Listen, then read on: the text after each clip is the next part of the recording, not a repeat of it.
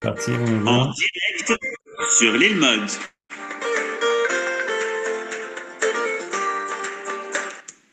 Bonsoir à toutes et à tous. On est très content de se retrouver pour cette interview un peu exceptionnelle, 2 ans après le début de la guerre, et on a le privilège de recevoir le Rav Eli Kling. Je rappelle que tu es enseignant depuis plus d'une trentaine d'années, habitant à Kfar Maïmon. C'est une localité du sud, bon, juste à côté, située à quelques kilomètres de la bande de Gaza. Et donc, tu partages avec cette communauté qui est donc Kfar Maïmon, bien sûr, les joies, les épreuves de cette région qui est tellement exposée. Et donc, on est ce soir pour un interview spécial 2 ans après le 7 octobre. On voudra voir ton avis, ton regard, à la fois parce que tu es ancré dans cette réalité, puisque tu habites vraiment sur place, et bien sûr, tu as un regard de Emouna, tu es enseignant, tu es rabbin. Et donc, cette vision est pour nous précieuse pour comprendre ce que cette guerre a changé dans nos vies. Peut-être ça a eu des répercussions dans notre peuple, peut-être aussi dans notre manière de vivre notre judaïsme. Voilà un petit peu tous les points qu'on va accorder ensemble. Et donc, merci d'avoir accepté cette invitation.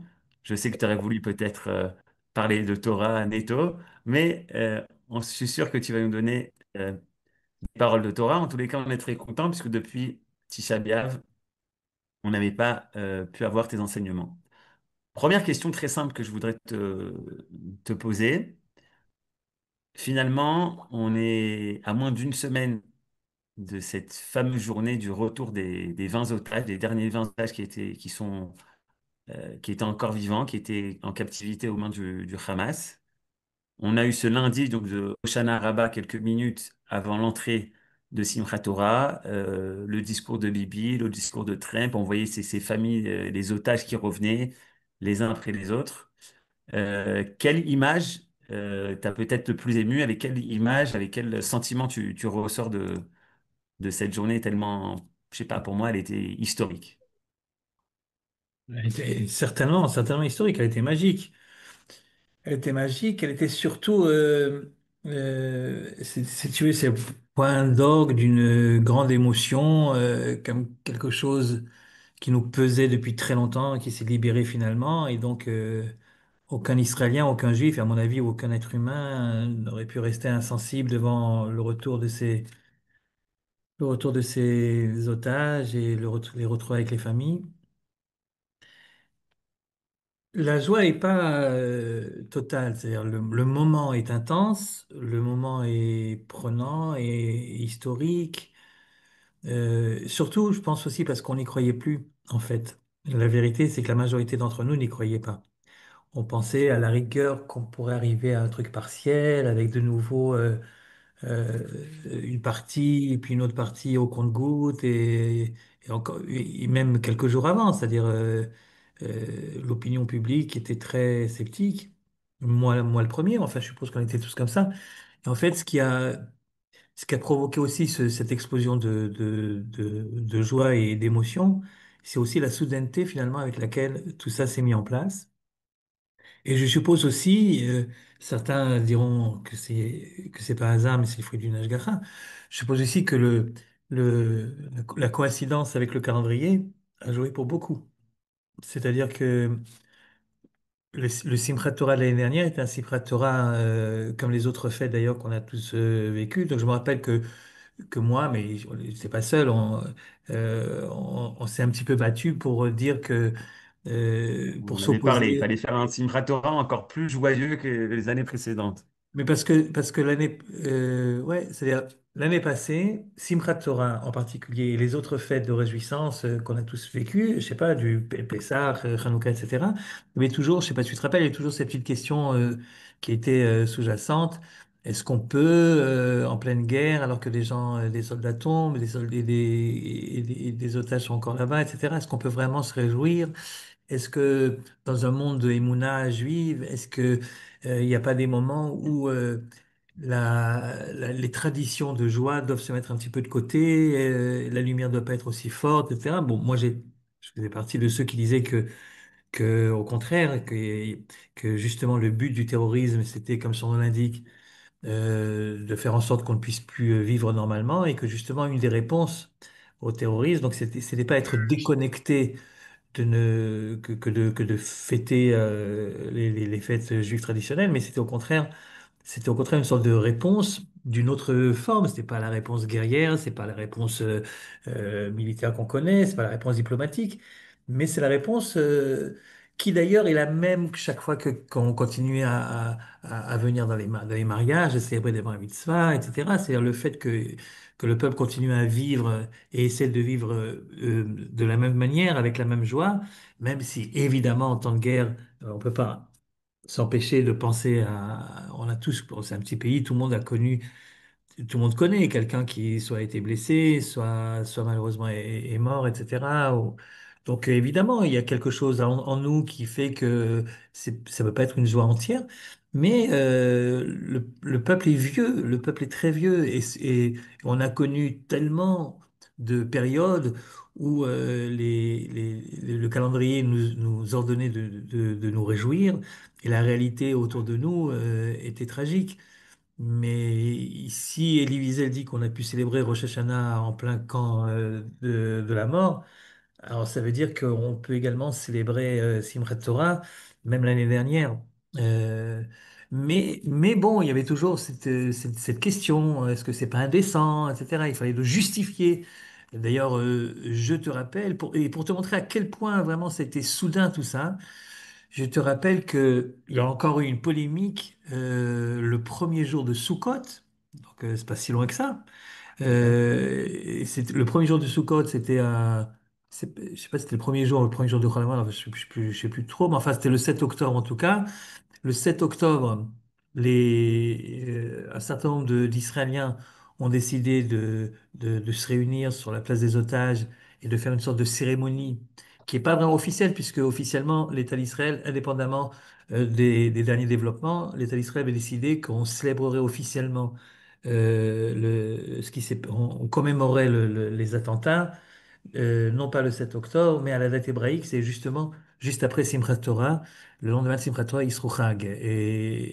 Mais un certain nombre d'Israéliens, comme le 7 octobre, c'est resté un concept que tout le monde a en tête, donc le 7 octobre, ils ont décidé de se réunir et de faire une sorte de, de, de, de Yizkor, si tu veux, de Oui, oui. cérémonie en l'honneur, etc.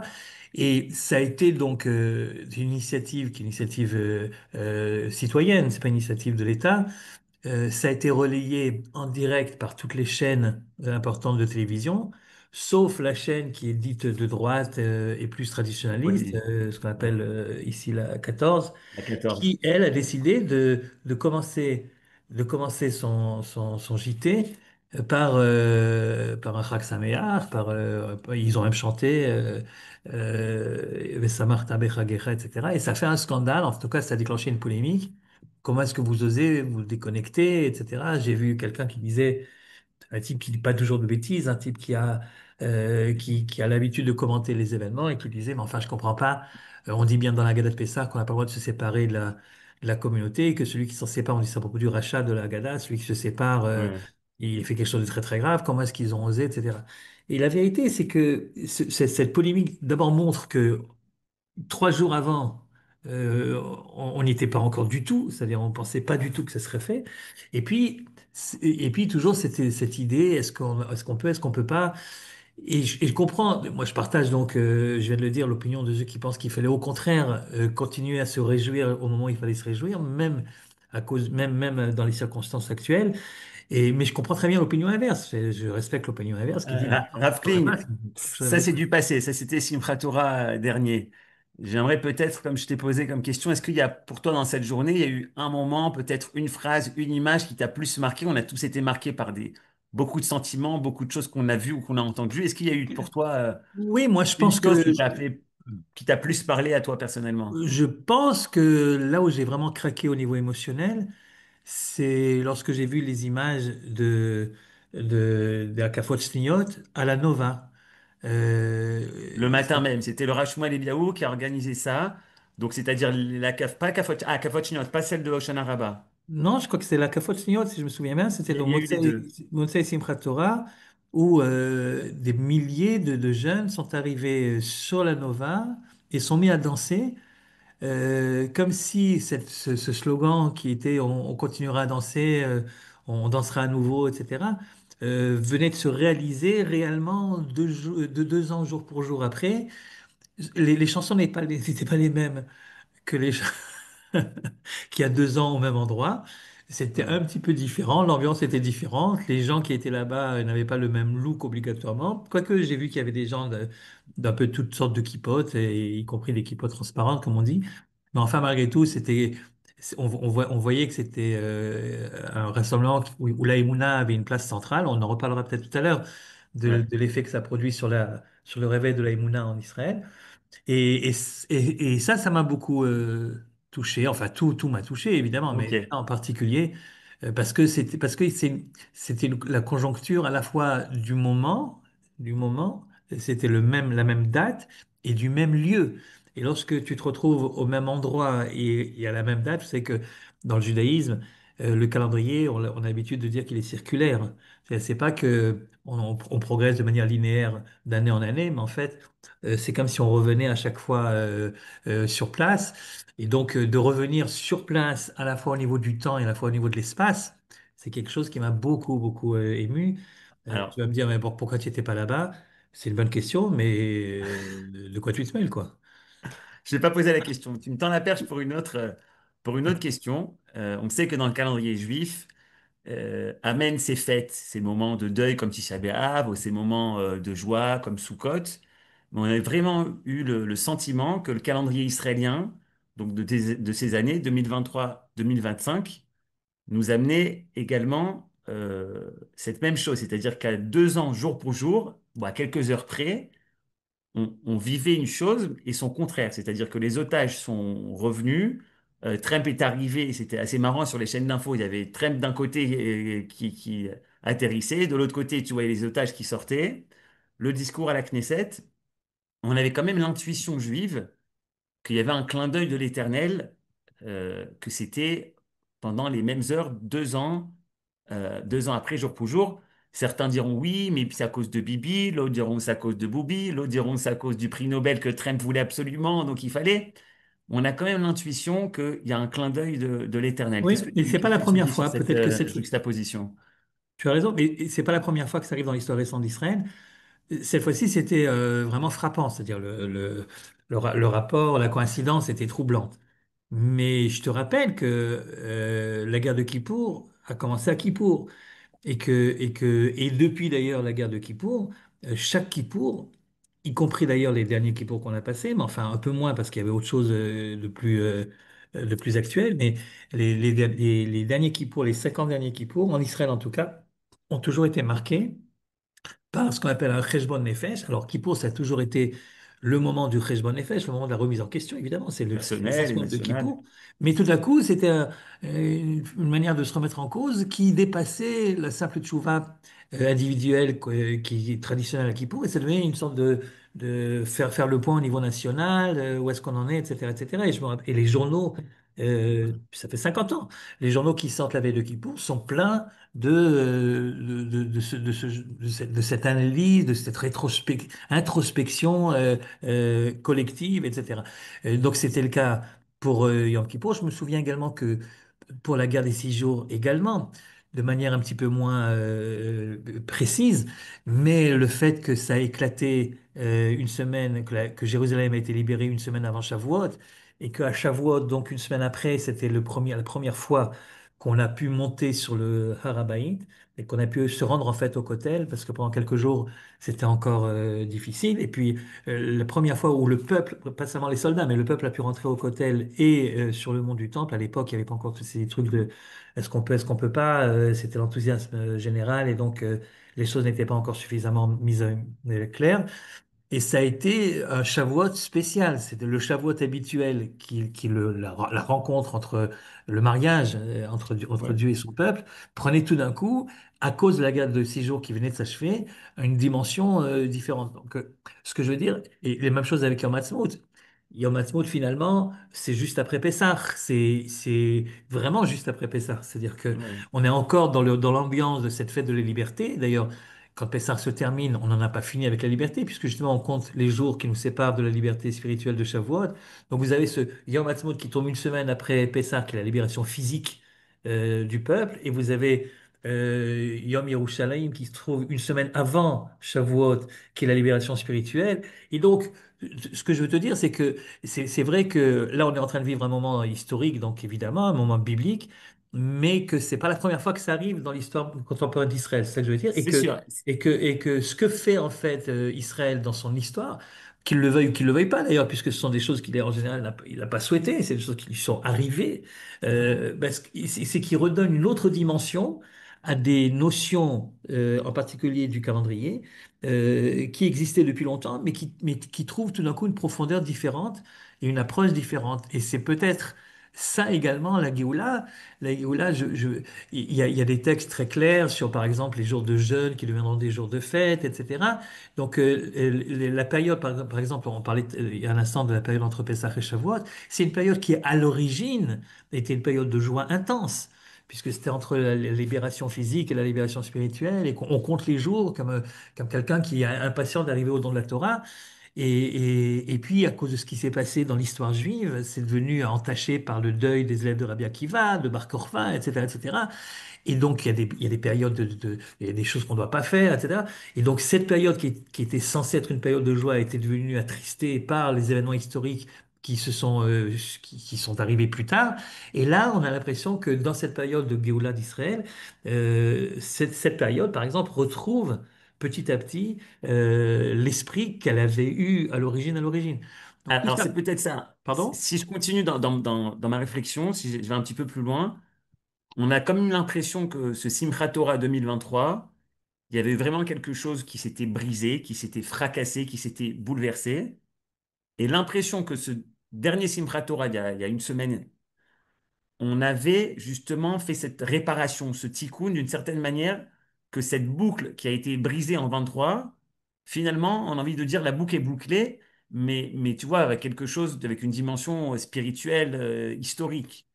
Oui, Qu'est-ce que tu peux je nous vais te dire? dire quelque chose que j'ai ressenti. Qu'est-ce qu'on a peut-être réparé, Oui, il y finalement? a vraiment un tikkun. Il y a vraiment un tikkun. D'ailleurs, le Hoshana Rabbah, c'est aussi un C'est une fête tikkun. du tikkun. Là, le Hoshana Rabbah, on appelle ça tikkun aussi, comme pour Shavuot, justement.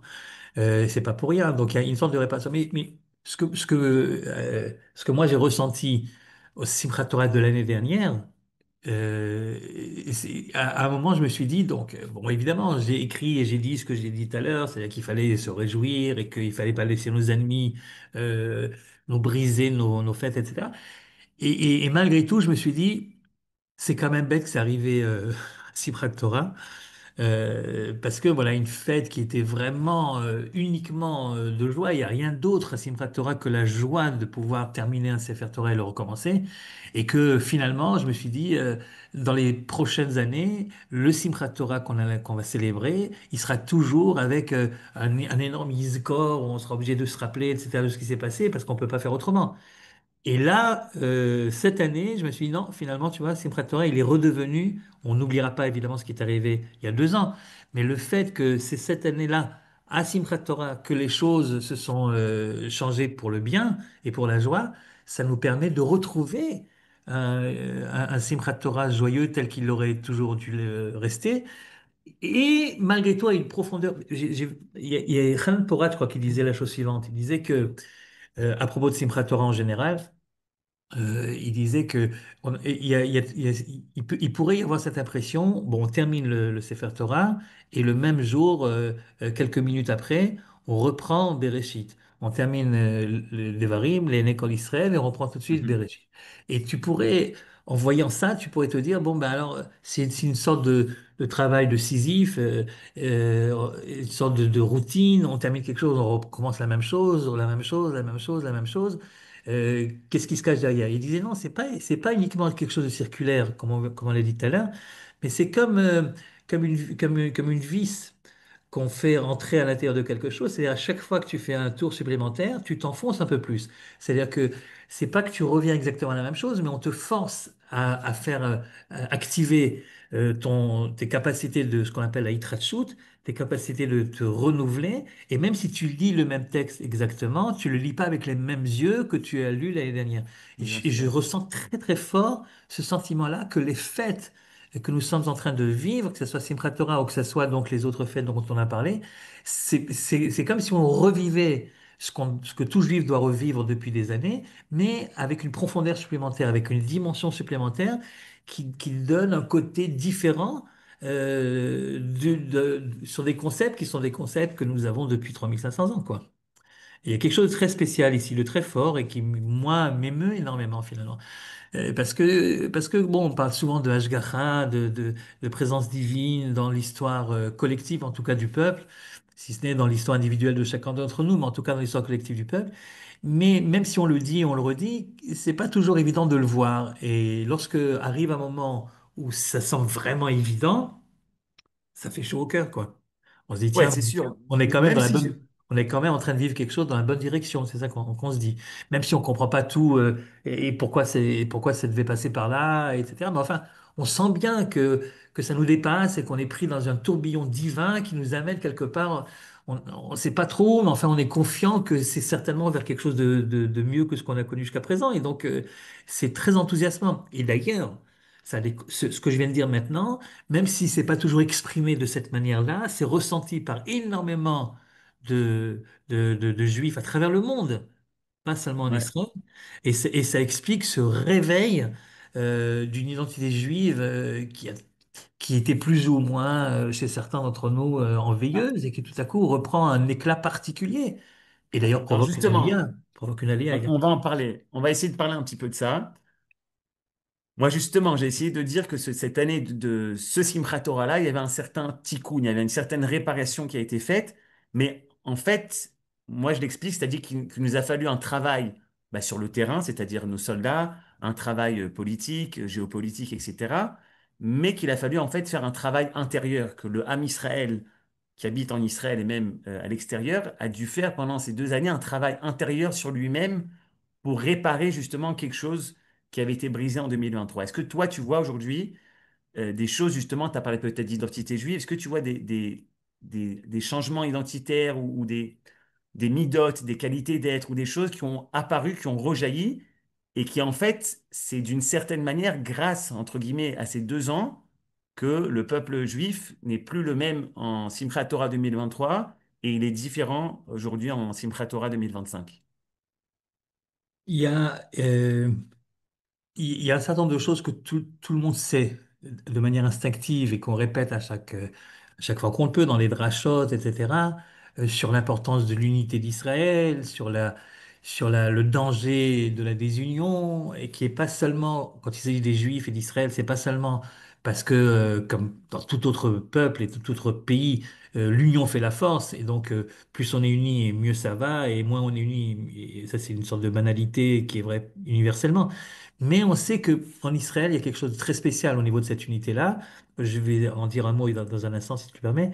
Et ce qui se passe, c'est que même si ce sont des choses que nous connaissons et que nous disons de manière routinière, comme si c'était évident, là, tout d'un coup, il y a des événements dont la proximité fait que cette dracha rabbinique qu'on entend tout le temps dans les synagogues à certaines occasions devient tout d'un coup la réalité sur le terrain. C'est-à-dire que en 2023, dans les mois qui ont suivi le drame, euh, Israël, la collectivité d'Israël en Israël devenait de plus en plus difficile à vivre. C'est-à-dire que les dissensions semblaient énormes et que les fossés semblaient se creuser de plus en plus. Et c'était là en crescendo, je te souviens, c'était en crescendo. C'est-à-dire, ça a commencé par des manifs, et puis après des contre-manifs, puis après les mots utilisés, et puis et puis bon, ensuite Kippour avec cette image qu'on a tous en tête de ce qui s'est passé à Tel Aviv. Et là, tout d'un coup, paf! Et donc, c'est ce qui a été une sorte de drachat habituel. Attention, faites attention, si on n'est pas unis, voilà ce qui va arriver. On le répète à chaque Tisha B'Av, que nos sages, de manière très intelligente, ont tout de suite dit que il fallait pas accuser obligatoirement. En tout cas, il fallait pas en rester au stade où les Romains sont les responsables de la destruction du temple, mais il fallait bien comprendre que c'est à cause de la Sinatrinam, etc. Et tout d'un coup, on voit que c'est vraiment le cas, quoi. C'est pas une dracha, c'est la réalité qui nous montre cette dracha de manière évidente. Personne, croyant ou pas croyant, etc., personne ne peut ne pas faire le rapport entre la situation interne d'Israël la veille des massacres et les massacres qui ont suivi. Exactement à l'inverse, cette solidarité de coup qui s'est recréée de manière très digne et très spectaculaire juste après, à la fois dans le monde civil d'Israël et dans le monde militaire d'Israël. On est tous, moi, je sais bien que ça n'a pas duré énormément, mais enfin, malgré tout, je pense que ça a duré beaucoup plus longtemps que ce qu'on croit, parce que c'est vrai que Parce la, qu'il y a la- peut-être des ponts qui se sont créés et qui des vont ponts qui sont pouvoir créés, qui continuer. sont restés. C'est-à-dire, tu entends aujourd'hui des gens des kibbutzim que moi je connais bien, parce qu'on les côtoie, c'est nos voisins, et ma femme enseigne, elle est prof de maths dans le lycée Eshkol, c'est-à-dire là où tous les kibbutzim qui Ils ont été vont. touchés envoient leurs enfants. Donc, elle a des collègues de travail qui ont été touchés de manière très forte, des élèves qui ont été assassinés, des anciens élèves, etc., etc. Donc, c'est un petit pays, c'est des choses que voilà, on est touché réellement au niveau personnel, etc. Et puis tout d'un coup, on s'aperçoit que les discours changent, que la manière de voir les choses, que les certitudes que nous avions les uns et les autres sur ce qui se passe en face. Quand je dis en face, je parle pas des Arabes, je parle de en face entre nous. Tout d'un coup, le ton change. Tout d'un coup, tu te rappelles de ce kibbutznik qui a perdu sa famille, une partie de sa famille, Béchar, je crois qu'il s'appelle, et qui disait, on lui demandait qu'est-ce que ça t'a, quelle est la tovana, qu'est-ce que tu retiens de tout ça? Et lui il dit, je vais vous dire quelque chose de terrible, mais je dois le dire. Tout d'un coup, je me suis posé la question, et si jamais la même chose avait été arrivée en Judée ou en Samarie, est-ce que moi, je serais allé partir les sauver comme les gens de Haute-Niel sont partis nous sauver à nous? Mhm. Et je dois avouer que ma réponse est non. Et j'aurais dit certainement, dans l'état d'esprit dans lequel j'étais à l'époque, j'aurais dit certainement, ben, ils n'avaient qu'à pas habiter là-bas, qu'est-ce qu'ils font là-bas? Parce que au niveau politique, on est tellement opposés qu'au contraire, ça aurait été une confirmation pour moi qu'ils n'avaient pas habité là-bas. Mais quand j'ai entendu les Arabes chez moi à la maison nous traiter de mitnachalim, tout d'un coup, je me suis aperçu que la vérité, on était tous dans le même sac et que justement, les gens de Tottenham sont venus de manière spontanée pour aller nous sauver. Et tout d'un coup, il a une vision complètement différente des choses.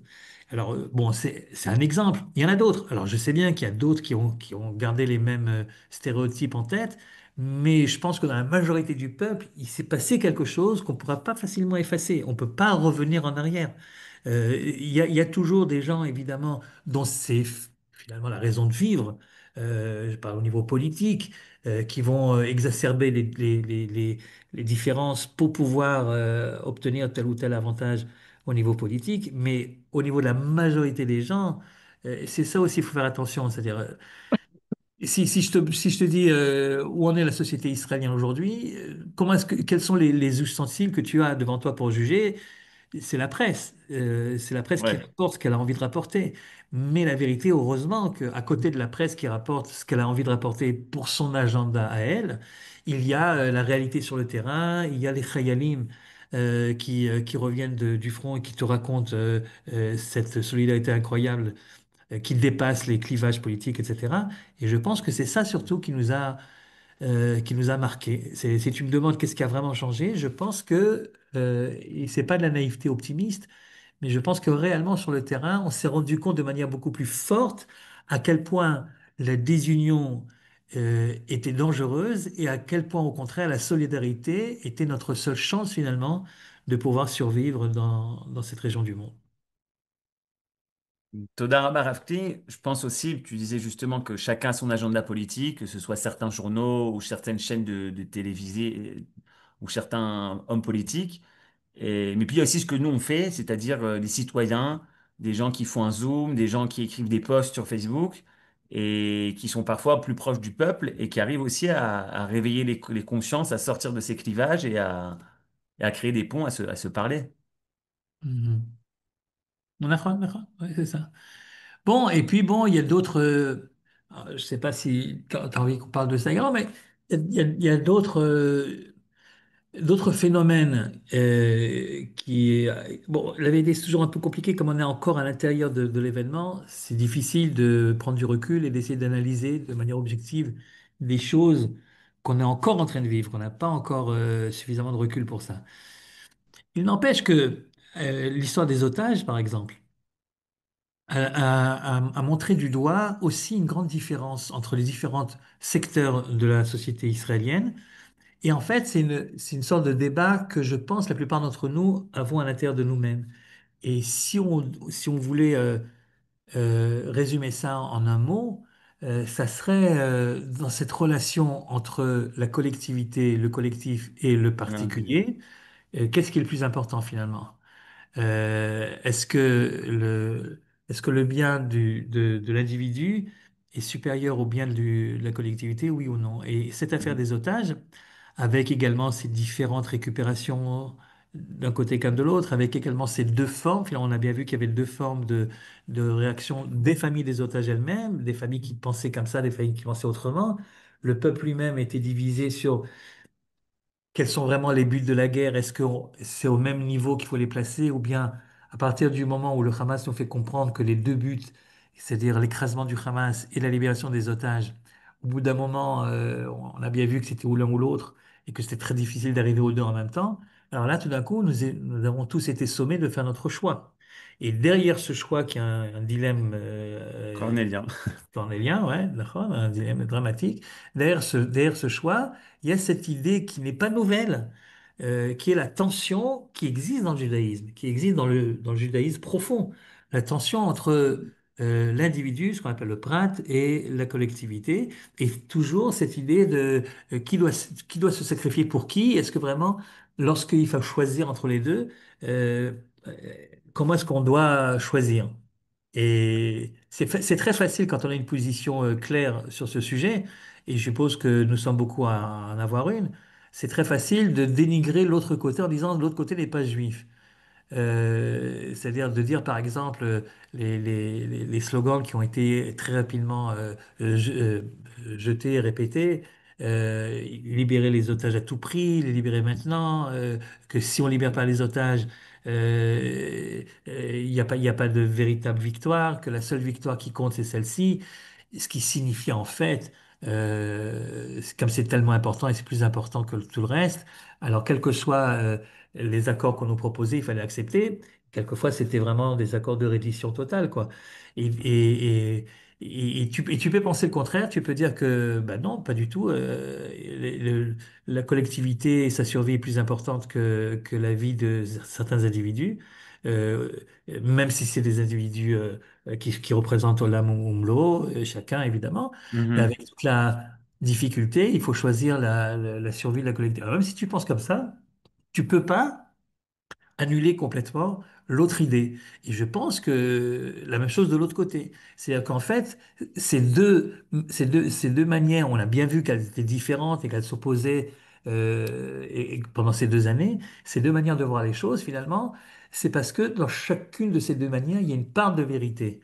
Et le plus nationaliste ne pouvait pas retenir ses larmes et applaudir lorsque les otages sont sortis, alors qu'il sait très bien que d'après lui, ça met en danger la collectivité d'Israël et qu'on va libérer des terroristes qui n'ont qu'une idée en tête, c'est de refaire la même chose. Mais malgré tout, tu te dis, mais enfin, c'est quand même formidable de voir ces images, on en a parlé tout à l'heure. Et je pense que de l'autre côté aussi, c'est-à-dire si les gens sont honnêtes, hein, et il y a des gens honnêtes des deux côtés, aussi ils doivent se dire, on est très content que les otages soient libérés, mais est-ce qu'on n'est pas allé trop loin? Mais est-ce que ça encourage pas les autres à reprendre des otages demain, etc., etc. Quand on parle d'un dilemme, ça veut dire que les deux côtés sont légitimes et qu'il y a une vérité dans chacune des côtés. Ce que je peux reprocher, si tu veux, à la presse en général, en tout cas la presse mainstream, c'est que ce qui est un véritable dilemme a été présenté non pas comme un dilemme, mais comme une sorte de...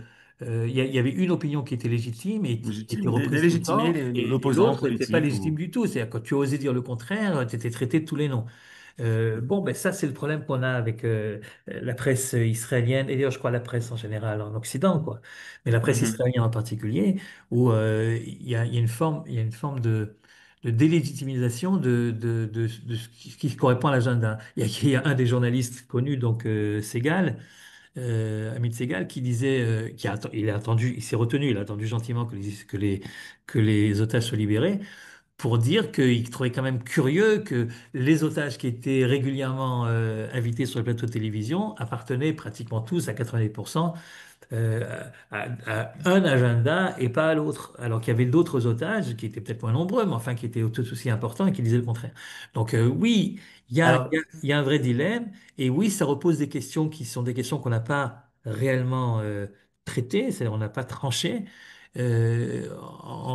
Sur cette tension qui existe profondément entre l'intérêt du CLAL et l'intérêt du PRAT, la collectivité et l'individu. J'aurais des trucs à dire là-dessus, mais enfin, ce que je alors répète, c'est qu'il sur y a ce des choses, thème-là, voilà, il y a des choses qui ressortent, voilà, il y a des problèmes qui sont des problèmes qui existent depuis longtemps et qui, dans cette actualité exacerbée, finalement, a remis à l'ordre du jour de manière claire. On est obligé de se situer, quoi. alors on a parlé justement de cette union renaissante, cette Ardout, tu as dit que c'était plus un cliché, un Dvar Torah qu'on faisait le Shabbat, mais qu'on a vraiment vu renaître sous nos yeux. On a parlé de cette idée de l'individu face au collectif, où se positionner. Question très simple, assez rapide.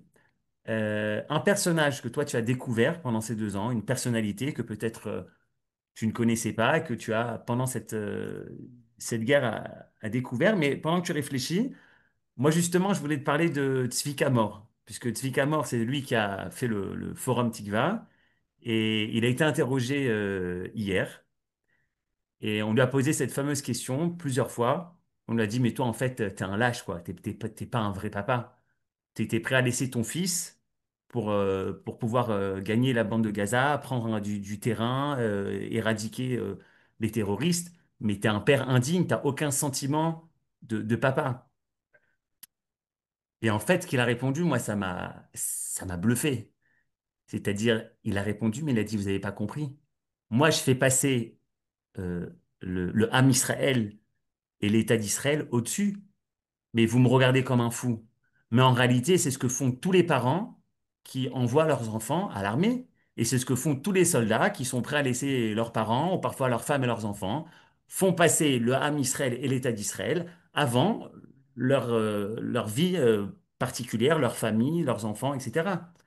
Moi, ça m'a sidéré quand il a répondu ça. C'est-à-dire, il n'a pas dit oui, c'est un truc du Rav Kook, c'est une idée de Manitou et j'ai grandi à Kiryat Arba, etc. Il nous a montré que finalement, cette idée du collectif, cette Ishtaychut, cette appartenance au Ham Israël, s'était développée dans toutes les couches de la société israélienne, de droite, de gauche, religieux, moins religieux, et je dirais même des gens qui sont loin au niveau géographique, c'est-à-dire même en dehors d'Israël ont eu ce sentiment, cette appartenance à une collectivité qui a été complètement bouleversée pendant ces 2 années de guerre. Et c'est ce qui explique, à mon avis, le malentendu, on va appeler ça comme ça, entre les sociétés occidentales et nous. Oui. C'est-à-dire que eux seront absolument incapables aujourd'hui, idéologiquement parlant, de prendre les armes pour défendre une idée de nation qu'ils n'ont plus en fait. C'est-à-dire que à l'époque, il y avait ceux qui disaient mieux vaut rouge que mort, en disant il vaut mieux être envahi par les communistes que mourir, etc. Mais ils étaient une minorité et c'était des sujets de dissertation de philo, mais c'était considéré comme un truc, voilà. Mais aujourd'hui, la majorité pense comme ça. On le voit bien que dans la réalité, même ceux qui se disent et qui sont certainement, très honnêtement, effrayés de l'assurance et de la chutzpah des musulmans radicalisés qui essaient d'imposer leur point de vue et de détruire les sociétés occidentales avec leurs valeurs, euh, bon, ben, il y a une sorte de lassitude, et bon, ben, ça va, qu'est-ce que tu veux qu'on fasse? On va pas. Et cette animosité qu'ils ont par rapport à nous, profondément, profondément, c'est aussi une forme de jalousie, au sens un peu, j'allais dire noble, pas noble, mais jalousie, c'est-à-dire, euh, si vous êtes Ils, capable de le faire, ouais, si vous êtes ils capable de envient le tout ce faire, qu'on a. pourquoi est-ce que nous, on a décidé depuis longtemps qu'on n'était plus capable de le faire? Et donc, le fait même qu'on se défende et qu'on essaie de défendre nos valeurs, et qu'on est prêt, comme tu viens de le dire, à donner notre vie pour ça. C'est quelque chose qui semble complètement étranger à l'esprit occidental d'aujourd'hui. C'était quelque chose qui existait il y a un siècle. Les gens sont battus pour leur nation, etc. Ils ont été prêts à mourir pour ça. Mais aujourd'hui, plus du tout. Et la vérité, j'entendais la dernière fois, je ne sais plus comment il s'appelle, ce journaliste non juif anglais là, qui nous défend tout le temps avec beaucoup de brio. Je ne sais plus comment il Shapiro, s'appelle. non? Pardon? Ben Shapiro, non, lui, il est pas. Non, non, non, non, Lui, il est non, non, un américain. non-juif, là, bon, vous savez, ça va me revenir, et qui disait, quand je vois ce qui se passe dans la jeunesse israélienne, j'arrête pas de penser qu'est-ce qui nous, comment est-ce que notre jeunesse anglaise aurait réagi devant les mêmes menaces, et en fait, il n'y a pas besoin de se poser la question, ils voient bien comment est-ce qu'ils réagissent. Ils réagissent en disant, ben, on n'a rien à faire, laisse tomber, c'est bien, c'est vrai, c'est peut-être dramatique, et encore, je suis pas sûr, parce que finalement, est-ce que vraiment il y a une nation? Est-ce qu'il y a encore un côté national? Est-ce qu'il y a encore une différenciation nationale dans les différents pays européens? Ou bien est-ce qu'on est tous finalement dans un même truc? Et il y a ça, il y a ce côté profondément ancré chez nous que non, évidemment que non. Et peut-être parce qu'on n'a pas le choix, peut-être parce que si on osait, ne serait-ce qu'une seconde, penser qu'on ne doit pas envoyer nos enfants risquer leur vie pour sauver la nation, on disparaîtrait le jour même. Et donc, c'est de nous la même chose, c'est-à-dire que c'est pour ça que l'Ashgacha, elle est tellement évidente, même pour quelqu'un qui n'est pas complètement mamine. Tu peux pas, on est finalement forcé à adopter des idées qui sont des idées de Torah qui sont profondément ancrées. Il n'y a aucun juif qui est sorti d'Égypte de manière individuelle, c'est le peuple juif qui sort d'Égypte. Il n'y a aucun juif qui a reçu la Torah, c'est le peuple juif qui a reçu la Torah. Donc cette notion de nation et de peuple, elle est au centre même de tout le judaïsme. Et Israël aurait pu, si on n'avait pas l'animosité autour de nous, on aurait pu assez rapidement sombrer dans cette perte de la conscience nationale et collective. Et en Alors, fait, justement, et en on va fait, on l'a pas continuer, perdu, au mais contraire. sans transition, je te coupe. Je te fais écouter un petit passage de notre cher ami, ce fameux Trump. Oui. Je rappelle que c'était vraiment dans les mêmes heures où les otages sortaient. On avait Donald Trump qui était à la Knesset et normalement, ça va fonctionner avec le son. Il y a 40 secondes et dis-moi ce que tu penses de cette partie-là.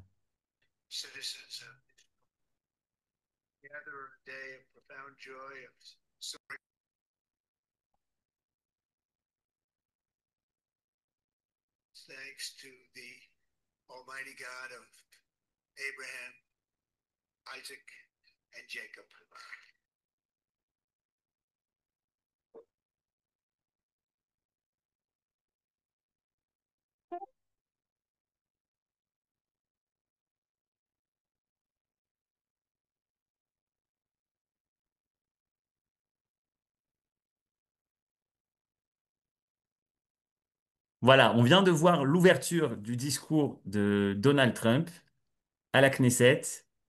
Moi, ça a été peut-être un des moments qui m'a le plus ému de tout son discours et peut-être de toute cette journée, de voir donc le leader de la plus grande puissance du monde qui ouvre son discours. Je remercie l'Éternel d'Abraham, Isaac et Jacob. Voilà, je te laisse intervenir ce que tu veux. Qu'est-ce que tu as pensé du discours? Qu'est-ce que tu penses de Trump? Qu'est-ce que tu penses de cette ouverture tanachique, biblique Bechavod? Et c'est pas la première fois que Trump donne ce genre de discours. Et d'ailleurs, je dois dire que c'est pas non plus la première fois qu'on entend ce genre de choses de la part d'un président des États-Unis. Je me souviens que Reagan avait fait un discours qui ressemblait beaucoup sur l'élection d'Israël, etc. Il y a des moments comme ça qui sont des moments précieux, il y a des moments particuliers, magiques, où tout d'un coup les prophéties les plus improbables de nos prophètes se réalisent sous nos yeux. Et le fait que c'est à Soukhot, c'est de nouveau, c'est de nouveau pas un hasard, puisque, comme tu sais, les prophéties disent que c'est à Soukhot que les nations du monde viendront servir le Dieu d'Israël.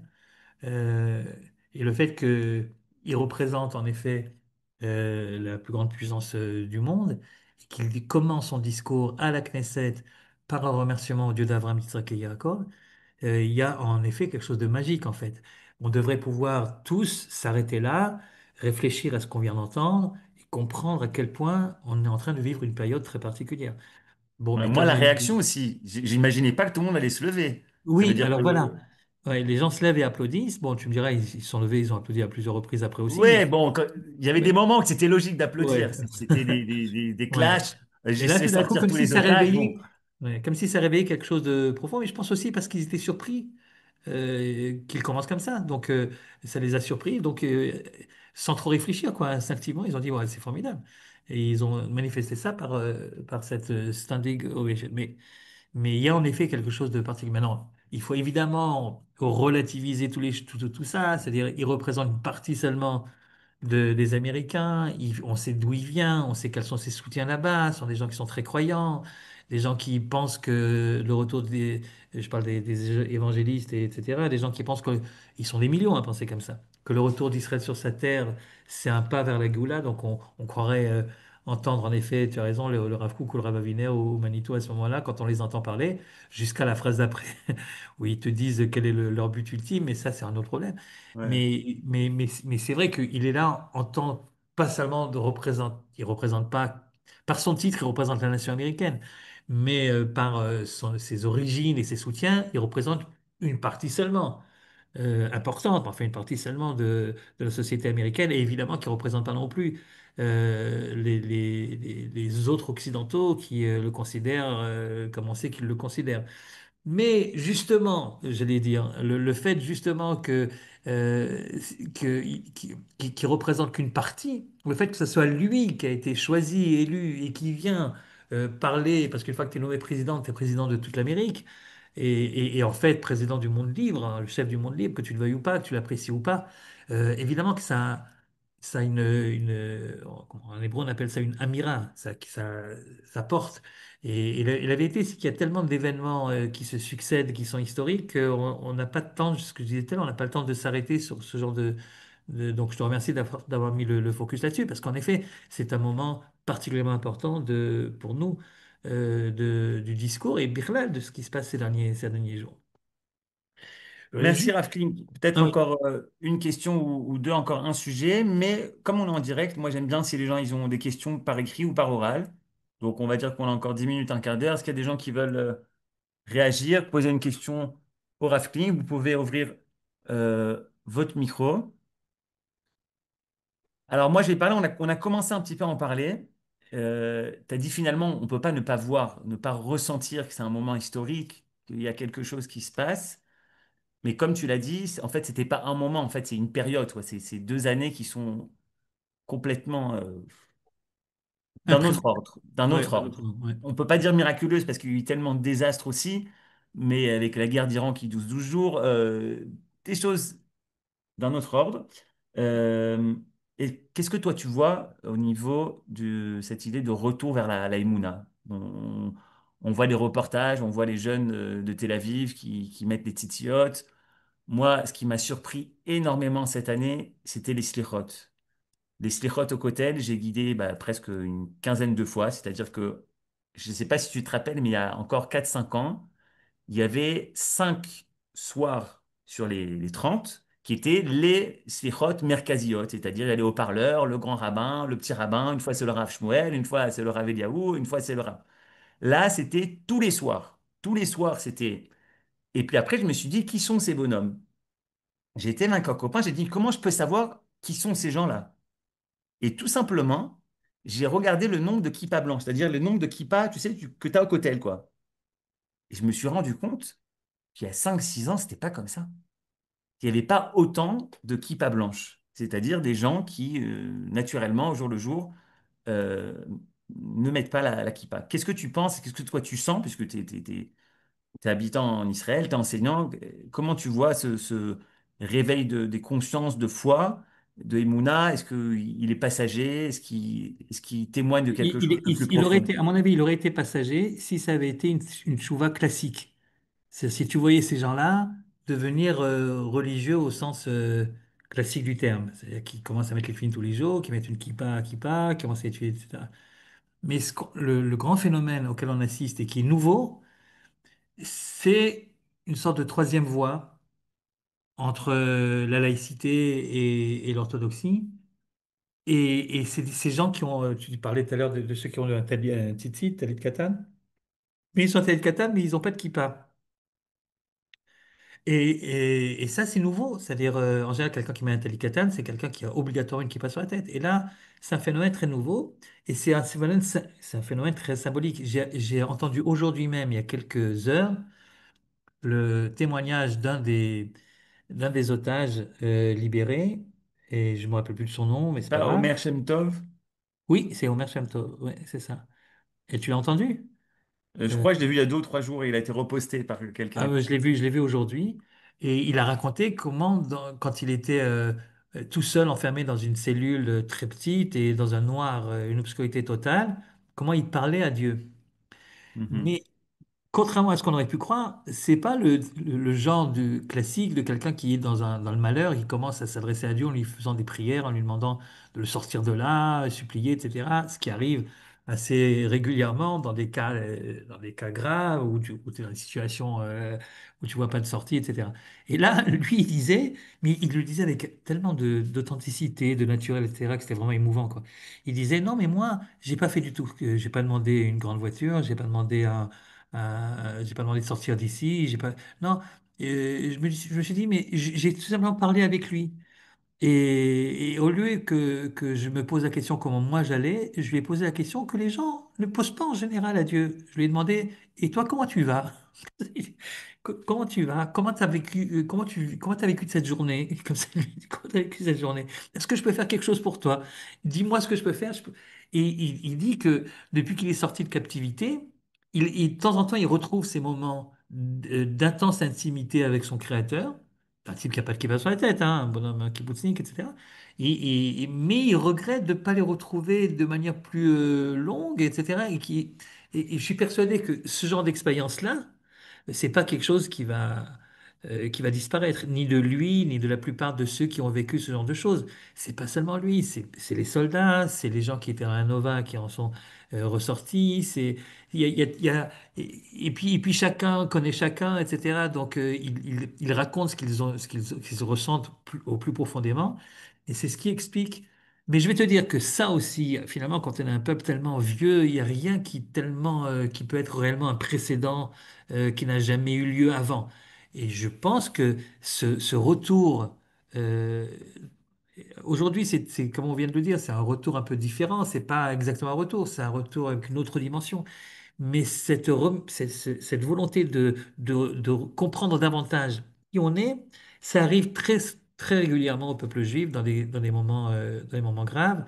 Et je signale que dans les années 30, avant que la guerre n'éclate, mais depuis que Hitler était au pouvoir et qu'au fur et à mesure les Juifs ont été mis de côté, n'avaient plus de boulot, n'avaient plus rien, etc., ils se sont mis tout d'un coup à vouloir comprendre qu'est-ce que c'est que ce judaïsme dont on les accuse alors qu'ils sont complètement allemands depuis très longtemps et qui ne se sentent pas du tout juifs. Et tout d'un coup, on les accuse d'être juifs. Alors, si les gens m'accusent et que je perds mon boulot à cause de ça, je perds ma voiture, je perds mon logement, etc., au moins que je sache qu'est-ce que c'est et si ça vaut la peine. Et il y a eu un retour pas obligatoirement à l'orthodoxie pure et dure, mais un retour à ce qu'on appelle les Madaïs Yahadut, c'est-à-dire que les gens, comment on appelle ça aujourd'hui, la bibliothèque juive, les gens sont mis à vouloir comprendre davantage quelle est la spécificité du judaïsme. Même phénomène, on a retrouvé en Russie également, lorsque après la guerre des 6 jours, il y a eu tout ce mouvement de juifs qui voulaient quitter la Russie et la réaction des soviétiques qui était de les enfermer en disant il n'est pas question. Et là, tout d'un coup, de nouveau, ces Rifus-Dikim, qui étaient complètement assimilés, se sont dit, bon, ben, si on nous en veut tellement parce qu'on est juif, qu'est-ce que c'est que le judaïsme? Et c'est un petit peu la même chose qu'on retrouve aujourd'hui. Donc ça aussi, c'est pas un phénomène nouveau, mais je pense que les réponses, à cause de la société israélienne telle qu'elle est aujourd'hui, les réponses que ces jeunes donnent à cette recherche nous amènent dans un autre univers. Et c'est une autre forme de retour au judaïsme. C'est un retour au judaïsme. Il faut que les orthodoxes comprennent que c'est pas obligatoirement un retour à une pratique juive traditionnelle stricte, mais un retour à une plus profonde connaissance de ce qu'est notre identité. Et évidemment, il nous faut l'applaudir et ça fait partie de cette Géoula finalement. Ça fait partie de cette Géoula. C'est-à-dire, les textes des prophètes disent bien que quand on reviendra en Israël, moi, dit Dieu, ben, je ferai en sorte que je vous purifierai de toutes vos, de tous les scories que vous avez pris à droite à gauche, et puis vous retrouverez une véritable connaissance d'Hachem. Et je crois que c'est ce qu'on est en train de vivre aujourd'hui, petit à petit. Merci beaucoup, Rafling. Encore dernière question, parce que tu es enseignant et tu es en contact avec les jeunes, aussi les jeunes qui viennent de Khoul, les filles qui arrivent à Khemdat Adarom. Euh, on a vraiment cette jeunesse, qui soit israélienne ou même de Khoul, qu'on avait tous dit, génération TikTok, etc. Mais si on fait attention, c'est une génération qui a vécu la crise du Corona, donc qui était dure, et puis après, qui a eu ces 2 ans de guerre. Comment tu la sens? Est-ce que tu sens que les filles ou les jeunes que tu rencontres aujourd'hui qui ont 18, 19, 20 ans, est-ce que tu sens qu'ils sont différents d'il y a encore 5, 6, Alors, 7 ans? Est-ce que ces 2 crises de Corona et de guerre, tu sens que ça a déclenché des choses que tu n'as jamais vues pendant 30 ans d'enseignement? ce que moi je rencontre, oui. Est-ce que ça reflète une idée générale? Ça, c'est, je suis pas, j'ai pas assez de données pour te répondre. Parle-toi, parle-toi, parce que c'est quoi Mais moi, personnellement, évidemment, les jeunes que moi je rencontre euh, ont une volonté de renforcer leur identité beaucoup plus forte qu'avant. D'abord, d'abord au niveau du nombre. Il faut que tu comprennes que dans les programmes comme le mien, qui ont toujours, enfin chez moi, ça a toujours vacillé entre 30 filles, 35 filles dans les meilleures années. Là, ça fait 2 ans qu'on est obligé d'acheter des lits superposés pour pouvoir caser tout le monde. Là, on va être 53, c'est un record inégalé, et on est 53 uniquement parce que si j'accepte la 54e, je ne pourrais plus rentrer dans le bus. Les bus, les plus grands bus d'Israël ont Voilà. 60 places. Donc c'est uniquement pour ça. J'ai 4-5 filles sur liste d'attente, et c'est après avoir dispersé les autres dans les différents programmes, etc. Donc, et c'est pas seulement dans le Kremlin Tadam, c'est dans tous les programmes Massa, en tout cas francophones. Après, je sais pas exactement Mhm. comment ça se passe chez les autres, mais je pense qu'il doit y avoir le même phénomène un peu partout. Ok. Est-ce qu'il y Donc, a un discours différent que tu entends de ces et filles qui alors, viennent d'horizons premièrement, au niveau du différents? nombre, et deuxièmement, au niveau également de la recherche. Par exemple, tu vas me dire, moi, je pense que c'est un symptôme aussi. Il y a beaucoup plus de filles qui ont décidé à la fin de cette année de s'enrôler dans l'armée israélienne. Et chez nous, ça n'a jamais été. D'abord, personnellement, je ne pousse pas des jeunes filles religieuses à aller à l'armée pour toutes sortes de raisons, et elles le savent. Et pourtant, il y a cette volonté. Alors, cette volonté vient certainement également d'une volonté de dire, je ne vois pas pourquoi je ne donnerais pas au peuple autant que la plupart des autres. Je veux être considéré comme quelqu'un. Ouais, il y a cette volonté de donner quelque chose et de pas uniquement regarder les choses passer sans prendre une part active. Alors, ça se manifeste dans l'ALIA et ça se manifeste également dans l'engagement à l'intérieur de la société israélienne, toujours dans le sens de tu peux pas savoir le nombre de fois où elles m'ont dit, alors qu'on a multiplié ces dernières années énormément ce qu'on appelle la Hittenwood, c'est-à-dire les activités de volontariat à droite à gauche, dans les agricultures, etc., et dans les bases militaires, justement, etc. Mais bon, on a fait ce qu'on a pu, mais le nombre de fois où les filles sont venues en me disant, alors, quand est-ce qu'on repart la prochaine fois? C'est ce sentiment de vouloir faire partie de ce combat et de ne pas le regarder de l'extérieur. C'est quelque chose que je n'ai pas connu avant. Je ne sais pas exactement si ça va s'arrêter ou se refréner avec la fin des opérations militaires, mais je pense pas. Je pense que là aussi, c'est une nouvelle manière de concevoir notre appartenance. C'est-à-dire pas uniquement en tant que réceptacle de l'identité ou de la société israélienne, etc., mais cette volonté d'être partie intégrante. Et la meilleure manière qu'on a de ressentir qu'on fait partie de ce combat, ben, c'est justement de s'engager et de donner et pas seulement de recevoir. Toda Rabba Rav Kling, je finirai par deux petits enseignements. Un que j'ai entendu ce matin du Rav Elchanan Nir, peut-être que tu connais, Oui. qui dit, tu connais ce fameux Midrash justement, qui nous parle de Non. Shemini Atzeret, qui dit que c'est le dernier jour, que Akadosh Baruch Hu nous fait une petite Séouda que pour nous. Restez encore un Et, peu. et qu'est-ce qu'il y a écrit là-bas? Caché alay peridatrem. Et lui il dit justement, c'est caché la Kadosh Baruch Hu de nous voir dans le Piroud, de nous voir Ah, séparés. pris la traîne. Ouais, il faut que tu C'est- traduises parce que je sais pas si tout le monde a compris le jeu de mots. Alors, Cachala et pris la traîne, ça veut dire c'est dur pour moi de vous voir partir. Ça, c'est le pshat, ça, c'est comme ça Parce qu'il y que. a eu Rosh Hashanah, il y a eu Voilà, et Kippour, il y a eu maintenant c'est la Sukkot. fin, etc. Et Dieu dit, bon, restez encore un petit peu, c'est le thème de Shmini Atzeret. Mais il y a un petit jeu de mots, le prix d'Atrem, ça veut dire également votre division. C'est dur pour moi de vous voir diviser. Je crois que c'est un très joli mot de la fin.